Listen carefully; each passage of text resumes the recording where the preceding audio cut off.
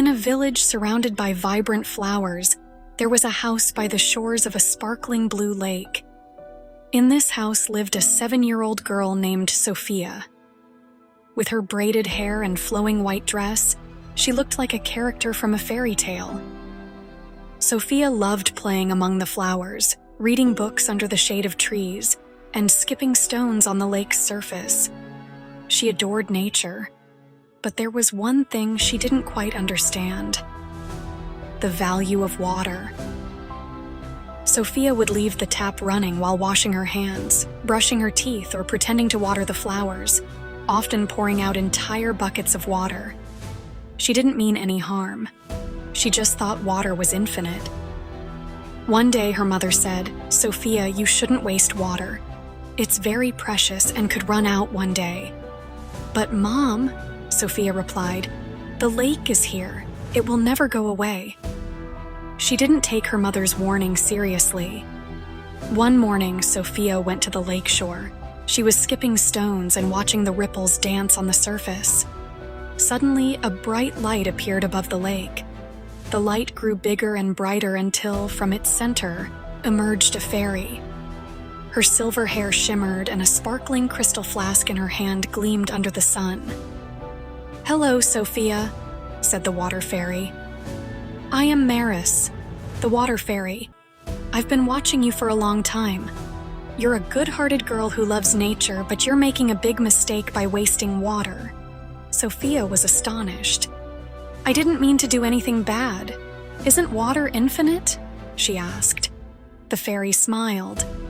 "Come with me and I'll show you the truth about water," she said, extending her hand.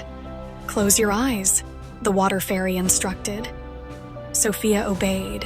When she opened her eyes again, everything had changed. The lake was gone, its bed dry and cracked.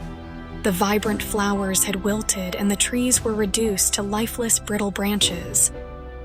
Houses were abandoned, with broken windows and crumbling walls. The cheerful songs of birds had disappeared, and the footprints of animals had faded into dust. The once lively gardens filled with children's laughter were now eerily silent. Sophia, trembling with fear, asked, "Where is the lake?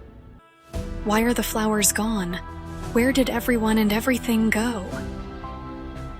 The water fairy sighed and replied, "This is the future of a world where water is wasted. People used water faster than nature could replenish it. The lake dried up, trees and flowers died, animals left, and people were forced to move to other places in search of water. But even there, they continued to overuse water, causing the same problems again." Sophia whispered, "But how can I stop this? I'm just a little girl." The water fairy knelt beside her. "Nature tries to restore the water that we use, but when we waste water, nature can't keep up. If we all use water carefully, this future can be avoided. You have the power to make a difference. Be mindful, and nature will thrive. The flowers, trees, and animals will continue to live, and this beautiful world will not perish," she said gently. Tears welled up in Sophia's eyes. "I understand now. Water is precious, and without it, there's no life," she said. The fairy smiled. "Close your eyes again," she said. When Sophia opened them, she was back at the lake shore. The lake was shimmering under the sun, the flowers were alive with color, and birds were chirping happily.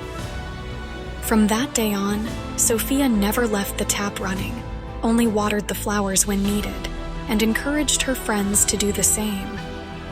She had become a thoughtful and caring girl who understood the true value of water.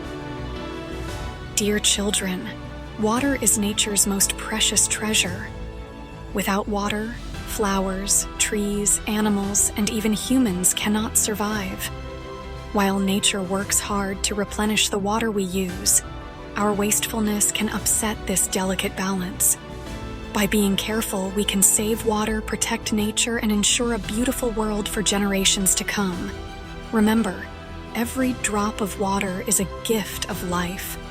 Let's save our water, cherish nature, and admire the beauty of flowers without picking them, because there is still hope for our world.